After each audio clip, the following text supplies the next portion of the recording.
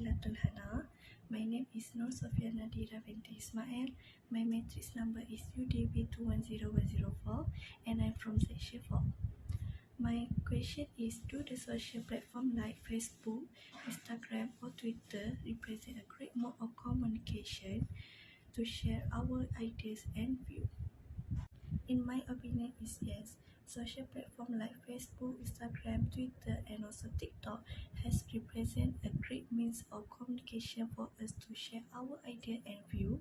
Not only that, a great way of communication has many ways for us to communicate with everyone. Communication is an important thing that we need to do in our daily life because it can be strengthen our relationship with others and make them closer. First of all, sharing our ideas with others as well as with our friends is great communication because the sharing of ideas on social networking sites allow users to share ideas, activities, events, and interests within their individual network.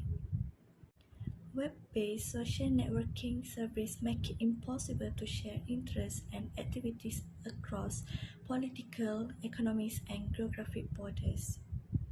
Meanwhile, we can also give our view on something. For example, we can also give view on the latest clothes, type of food in popular store, and so on. In addition, the first social platform was Facebook, which has been used since time immemorial.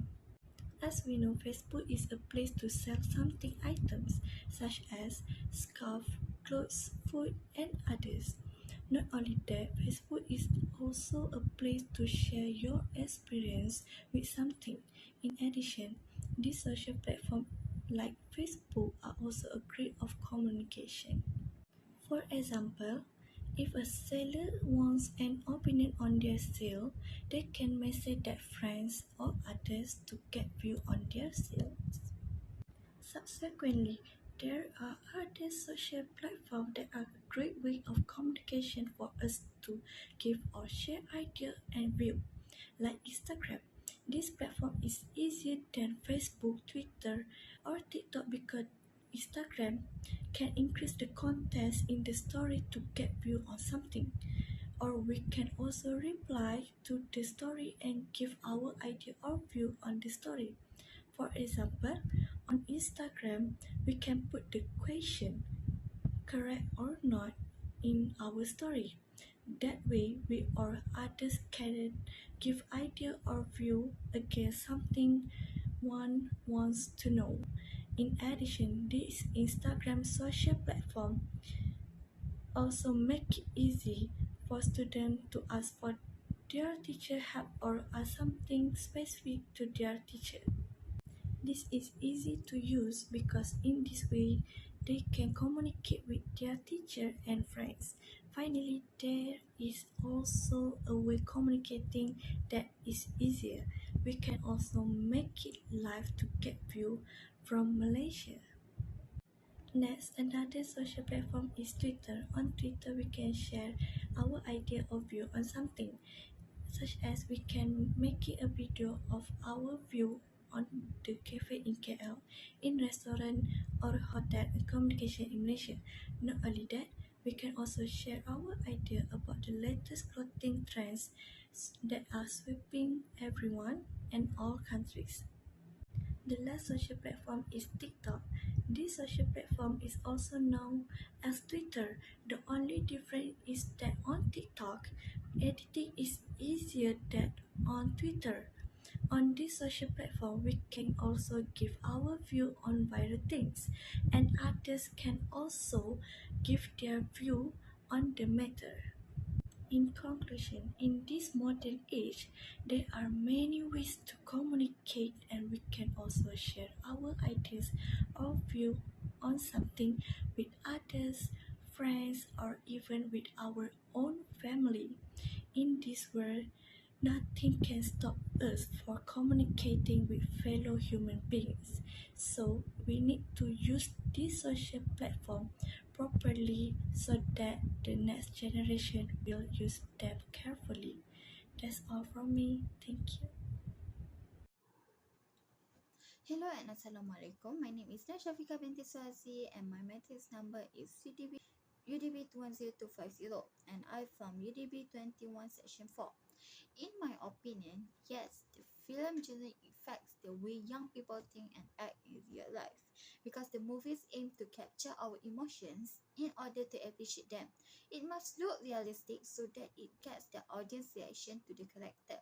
In fact, their characters seem so alive that the audience finds it difficult to distinguish between reality and fantasy. The way we see fictional people in film has a direct influence on the way we see reality. It changed our outlook, causing us to have unreasonable or false expectation. Therefore, watching movie has a huge impact on the minds of young people. But not only that, many things also happen as a result of watching the film. This is because most young people or children aged 17 and under will consider the film interesting and want to try out the action in the film. For example, when they watch an action movie, they will try to learn or reenact what the character is doing because they consider the character to be the idol. Furthermore, when children see a zombie movie, they want to try to reenact the scenario, such as the way they walking or bite people. There are also movies with an adult action sequences that are not suitable for teenagers under the age of 17 to watch this movie. This action is not only found in a human act movies, but some cartoons also contains the action.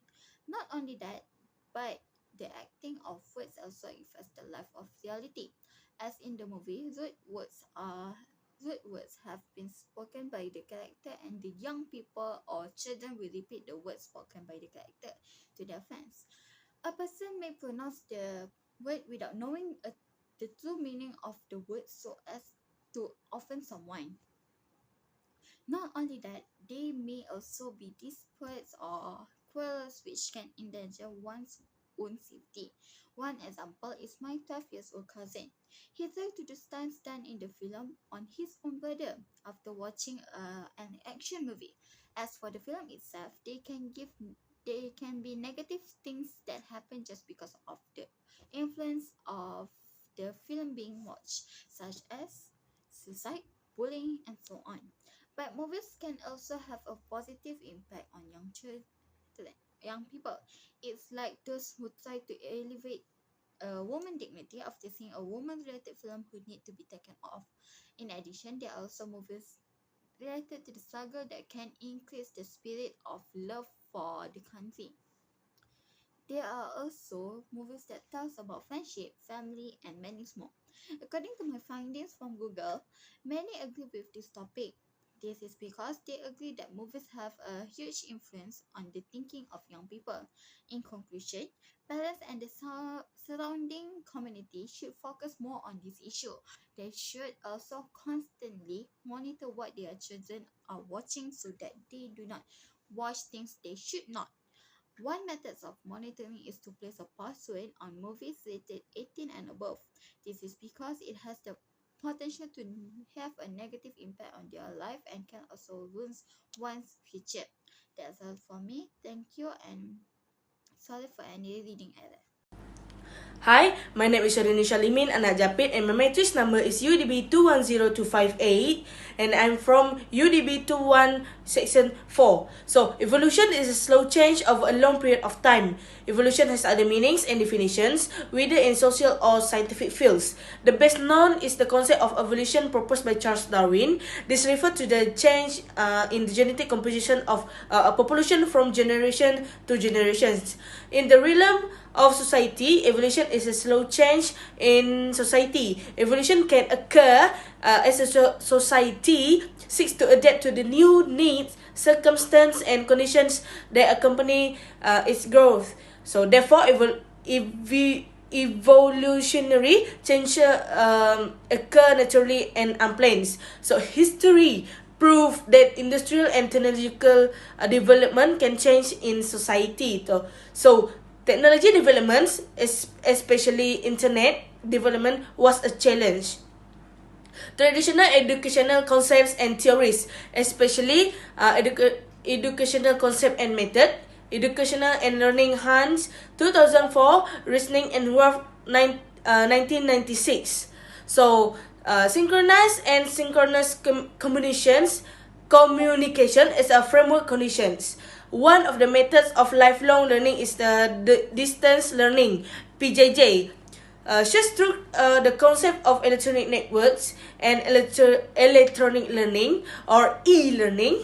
E-learning is M-learning or mobile learning. Information management facilities allow individuals to learn various learning experience via the internet. This can be done in two ways. In personal and collaborative workspace where student needs to rotate. So, synchronized or synchronous information in the global village, the number of websites or webs creates to connect to anyone. E-learning begins with the ability to access websites on the internet. Provide access to various e-learning resources, including access pages. So, the various hypermedia-based learning options that use information programs and www site attributes and resources to create a real learning environment. So, can be officially done after running a special program institution and university as de facto or source of information management. So, informally, it's a place of virtual discussion. So, therefore, PBW give you the opportunity to do it. So, adults study lifelong learning in the remote locations. So, there was an evolutionary impact. Internet accessibility is the one most important thing when conducting an online course. So, effort to determine the level of internet accessibility for each student in the classroom will help the teacher determine the appropriate way to facilitate online instruction. However, there are some restrictions, especially for students living in areas with low internet coverage. So therefore, these students should be contacted via more appropriate platforms such as WhatsApp, Telegram, Messenger, or any other application. So if you cannot contact these students through this application, the last resort is the traditional way to post or send your education. That's all for me. Thank you. Hi, my name is Flavia Stefania Francis Guang from UDB 21 Section 4, and my matrix number is UDB 210262. So, my topic for today is what is the purpose behind the function of homework in enhancing learning? So, what is homework? Homework is basically an assignment or task given to a student to be completed outside the regular class period. The most common reason for assigning homework is to have students practice information covered in class in order to reinforce learning and facilitate mastery of certain abilities. The material that will be covered in future lessons is introduced through preparation assignments. Homework develops study habits and independent learning. It is also encouraged learners to acquire resources such as dictionaries and grammar reference books. However, homework benefits factual knowledge, self-discipline, attitudes to learning, and problem-solving skills. Generally, a positive relationship was discovered between doing homework and their examination results. It is believed that students who do their homework performs better in school. In this way, students will want to be more competitive to get better results as their homework have a big influence on their performance in class. Moving on, homework serves different purposes at different grade levels. Elementary schools, teachers use homework more often to review material that is covered in class. Secondary school teachers were more likely to use homework to prepare students for work yet to come and to enrich classroom activities. Throughout education, understanding how to use resources such as libraries and internet is very much important.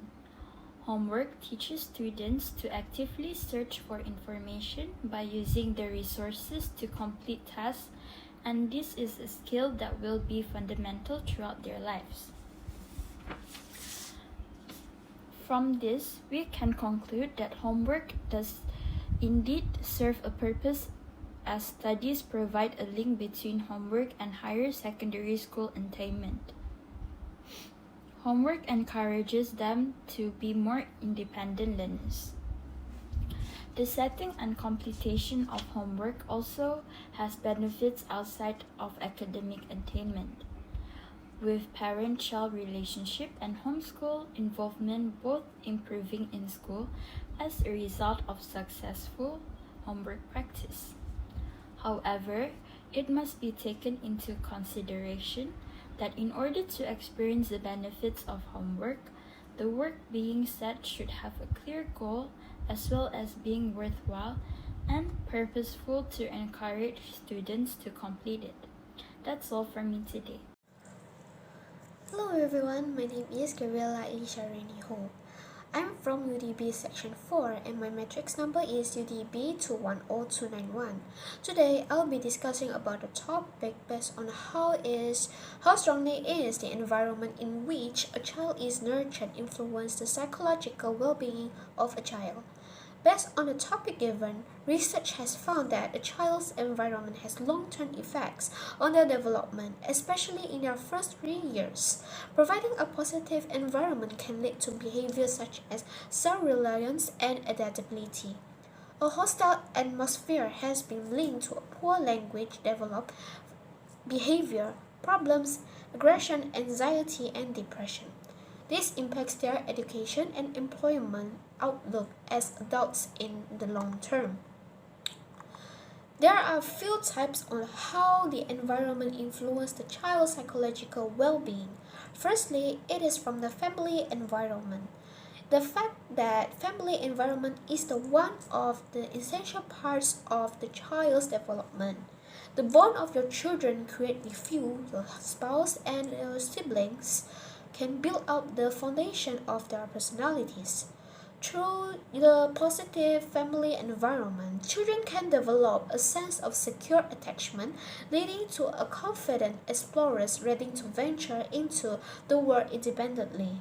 And this is an essential characteristic of resilient children. Next is the home environment. A happy home creates happy children. It is one of the environmental influence on a child's personality. It may sound simple, but there are many details you need to be aware of. The home environment should be filled with happiness in the room. Also, open spaces have been found to promote physical health. It comes together to create a safe space where your children can learn and experience. Your home is key to develop resilience in your children. When the children realize that there are consequences in their action, they will learn self-discipline, a significant component of being resilient. Growing up in this environment teaches them to be self-reliant as they know to act responsibly even when parents are not around. They become comfortable making their own decisions through life as they understand how their decision will impact how other people feel. The other point is based on the learning environment. Many schools have found the resilience is the key to students' success. Great teachers promote resilience in their students through positive teacher-student relationships, teaching social, emotional skills, building up upon their students' strength, and help them find meaning and a goal towards. While finding the right school is important, your home should likewise be a positive learning hub for your children. The home is also the first place of your child will learn to develop the attitude, trust, and skills to help them learn and engage in the world. Lastly is the social environment. A child's social environment is largely dictated by where their parents live and where the child is sent for initial education, and the school environment largely determines with whom children form social relationship and the quality of those social relationships, as many of the connections children form are within their family or neighborhood. Developing and maintaining positive social relationships characterized by trust, mutual satisfaction, respect, love, and happiness is fundamental to a good quality of life and behavioral development. Living in an organized social environment increases the chances of developing a social relationship. Social behavior and the ability to create positive relationships with one another are traditionally conceived as skills that would develop naturally. To conclude, various environments can influence a child's psychological well-being. This shows that the children's personality and well-being easily affected by their environment, such as family environment, home environment, learning environment, and social environment due to children's development. Hence, positive environment can create positive well-being of a child. That's all for me. Thank you. My name is Auni Amirah binti Anuar. My number matric is UDB 210305. The question is, has the use of technology made us more dependent or independent thinker, or both? A world without information technology is hard to imagine today. Technology is the combination of people and tools and knowledge. Everywhere you look, teenagers appear to be addicted to their phones, tablet, or computer. Most of us rely on it to communicate with others. In large cities, it appears like technology is the only way to keep connected to others. It's difficult to meet up in a coffee shop and chat right now. As a result, phone assists us in this regard. By using the internet, you can connecting with friends via Snapchat, WhatsApp, and other social media services. Without these communication facilities, it will be incredibly impossible for teenagers of this generation to have an active social life. I say dependent because most of teenagers like myself can live without their phone or computer for more than a day. I believe that technology also makes it easier for us to obtain knowledge by using Google. It's also an excellent educational resource for people of all age. Technology has done a lot for education, as it has made learning a more enjoyable activity for the student. People find it more convenient for them to use the internet for research purposes. The online education system also makes virtual education possible for people. The time saving alone of discovering something online versus having to call or go to the library. In the same way, you only need to use your fingertips to obtain information. So now it can be said that learning the latest aspects, grabbing the relevant information, and learning something exceptional is not an issue. Meanwhile, with technology, teens can help their parents buy household necessities through online. Most stores now sell online and provide delivery service. Also, it makes daily affairs easier without having to leave the house, and at the same time can reduce parent concern about their children's safety. Furthermore, technology provides us with an endless supply of content to consume, whether through apps like Instagram and TikTok or through websites. It is interesting that you can share your photo with your friends or family. Therefore, most teenagers can now make money just by uploading creative video on social media. As a result, technology has the potential to help people discover and develop their own skills. And you could agree that there is nothing to do out there, especially in cities. After being in school all day and then coming home with mountains of schoolwork, most of teenagers don't want to leave their blanket at the end of the day. However, they can play online games to relieve stress after studying all day. In the popular game Minecraft, survival mode is one way players can sharpen problem-solving skills. With technology comes freedom of expression, and with such freedom comes the chance for teens to independently set out and achieve something largely on their own. In doing so, they face roadblocks and challenges that must be clear if they to reach their goals. So they learn how to deal with such hurdles. So I suppose technology is our only source of entertainment. From the internet and social media, the phone, apps, games, television, and other type of technology is increasingly becoming an essential part of our life. That's all from me. Thank you. Greetings to all of you. Let me briefly introduce myself. My name is Farah Hanis binti Faisal. My matrix number is UDB 210322 and I'm from class UDB section 4. Today, I'll be delighted to talk to you guys about one critical thinking topic, which is how has technology influenced our understanding of the word being healthy in this era.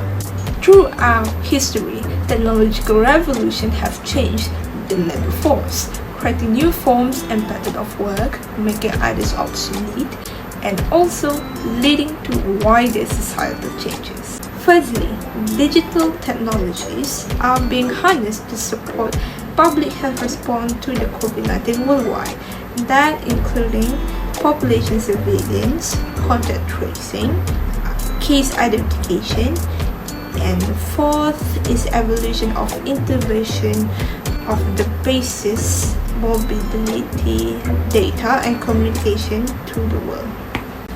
Technologies definitely is our savior as a human being to save more life than we could imagine. It also could detect any new variant or deadly diseases that we might came through, and also extend our own life expectancy. So which is good.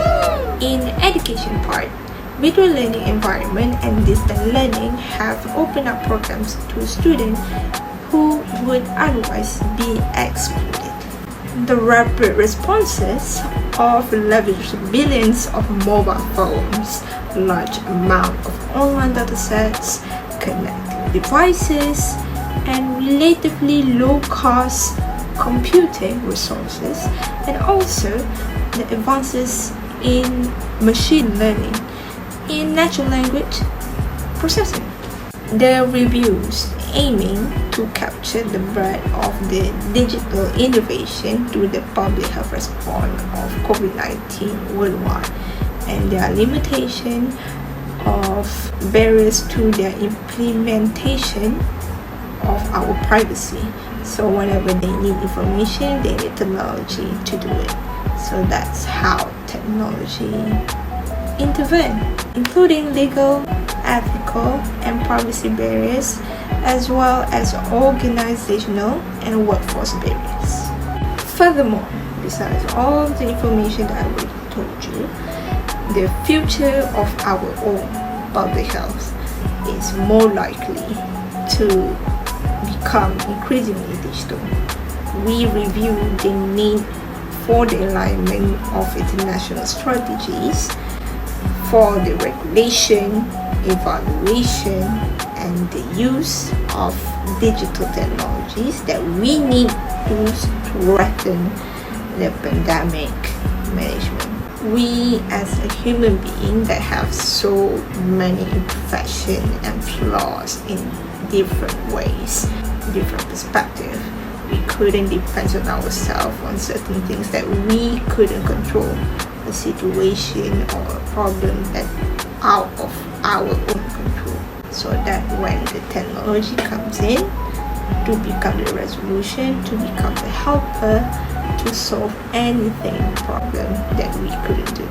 However, those who are yet to be connected remain cut off from the benefits of this era and remain further behind. Effective implementation and intervention during a pandemic relies on public education and cooperation, supported by a good communication strategy that includes an active community to ensure public trust. Other than that, social media and online data is such an important role for public communication. Social media connects almost half of the entire world. It enables people to be heard with their voices and talk to people across the world. No matter where you are, no matter what time it is, you could connect and interact with those people.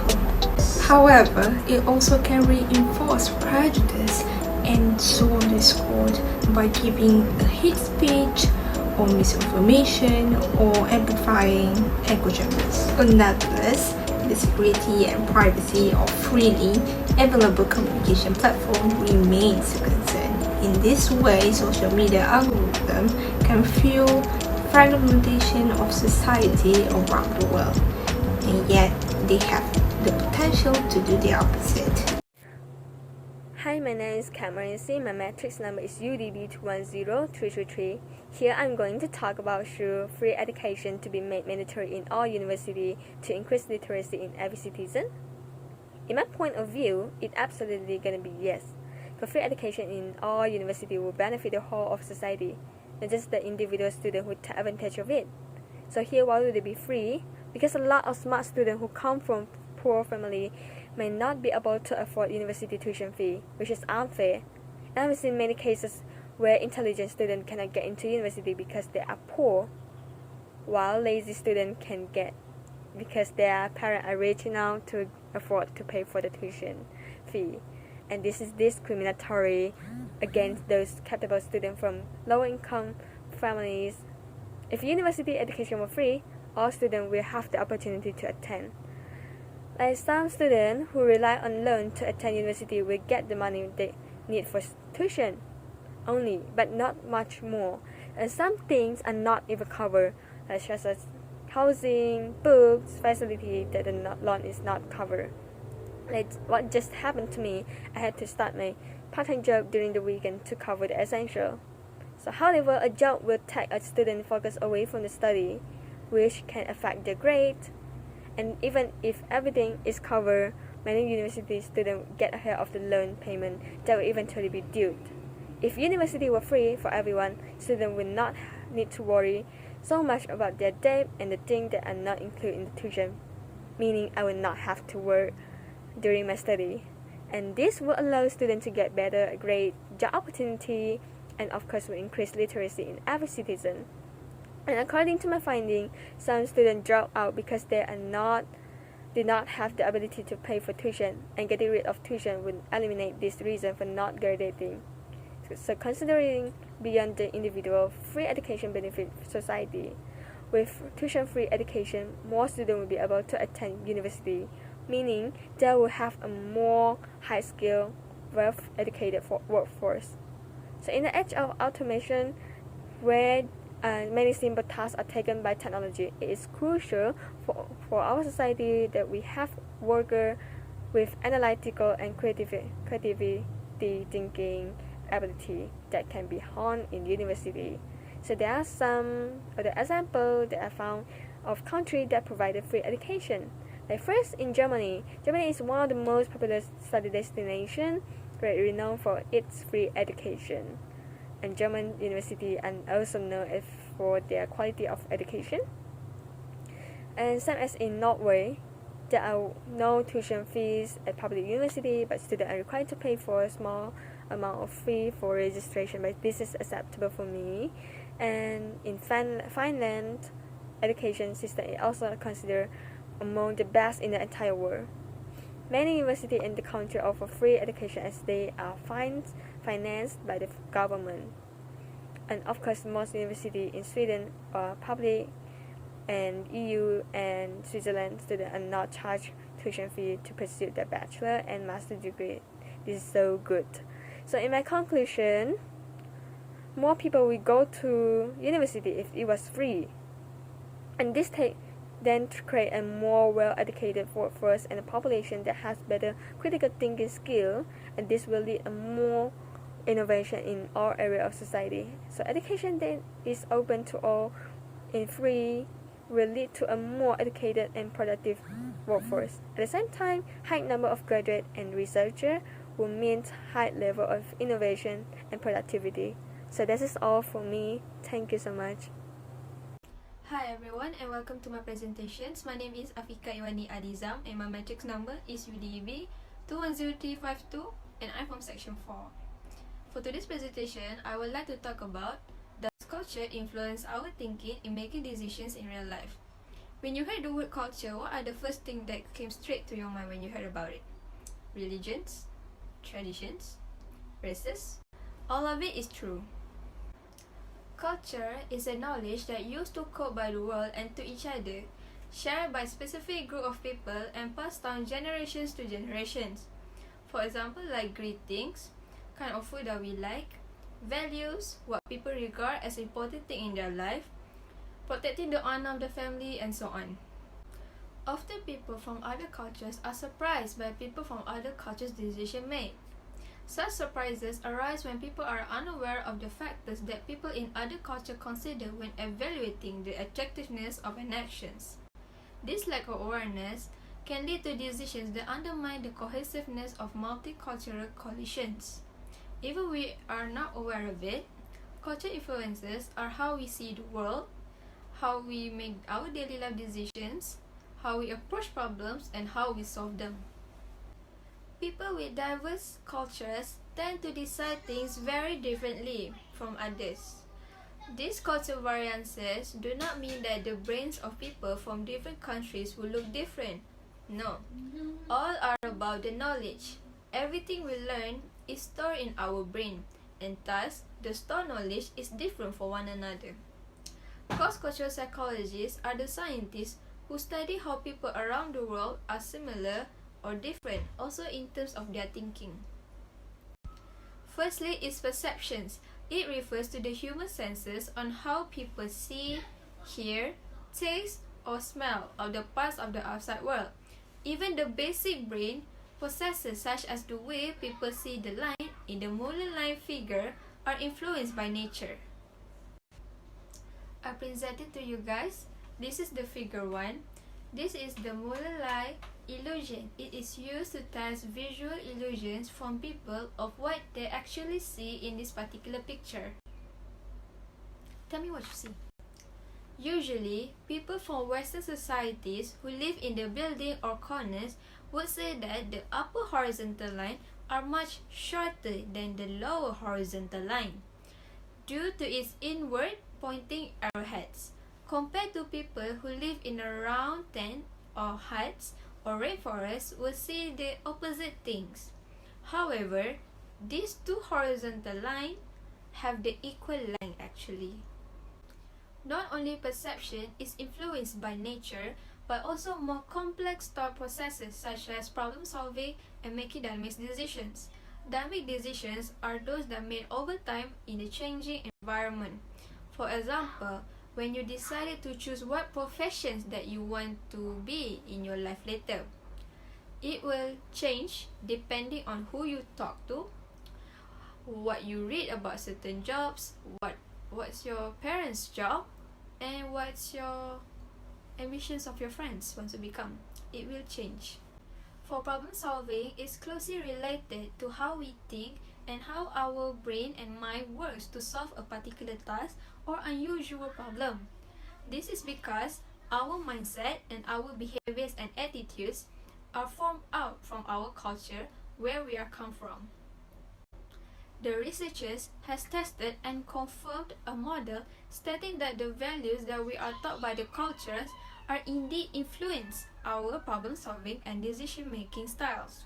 So basically, culture influence our values, how life should be. We internalize some cultural values and feel the rest as social influence as others. We choose based on what outcomes are the best for us, most likely just people around us with the same cultural values. Having the similar cultural values are like how to live, how to love someone, how to work, how to live in the community. Largely, our decisions are just carved on the pathway that exists within our society. Cultures that value the importance of each person's own goals and independence, for example, were related to making more decisions and more details planned out compared to cultures that values the importance of group and others.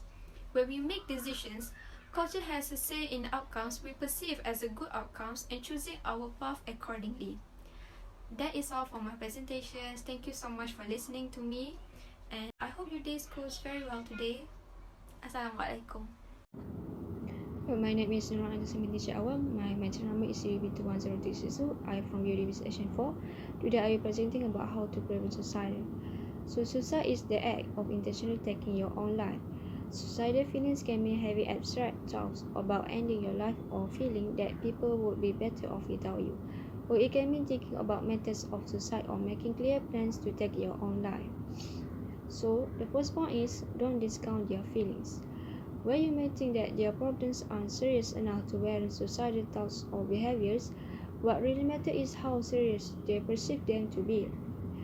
If it feels important to them, then in their mind, suicide may seem like a valid option. Listen to what they are saying without offering judgments. Don't be dismissive of their experiences or emotions. Most importantly, never dismiss suicidal thoughts or threats. If a person is making comments that seem to indicate that they are depressed or thinking of taking their own life, you should always take them seriously. The second point is encourage them to get help. Even though some suicide may seem to come out of the blue, it's quite likely that the person had been depressed for a very long time. Getting prompt professional assistance at the first sign of depression is a very important step in preventing suicide. Working to take away the stigma around depression and encouraging people who are hurting to get the help that they need right away can go a long way in saving lives, because the problem is dealt with before it gets too bad. Next, ask about their suicidal feelings. While you may be afraid to bring up the topic of suicide for fear of giving them ideas, the fact is that those thoughts and feelings are there regardless of what you might say. What you are really doing by bringing the topic up is giving them an opportunity to open up to you and allow you to help them. Lastly, encourage them to see a professional. It may take some patience and persistence, but urge them to make an appointment with a mental health professional. Once they have made the appointment, continue to maintain contact in order to encourage them to follow through with appointments and treatment plans. There are also mental health organizations you can reach out to for more information. So, the conclusion is suicide attempts should always be taken seriously, and regardless of gender differences in suicide, everyone should be aware of the risk factors and warning signs of suicide. That's all from me. Thank you.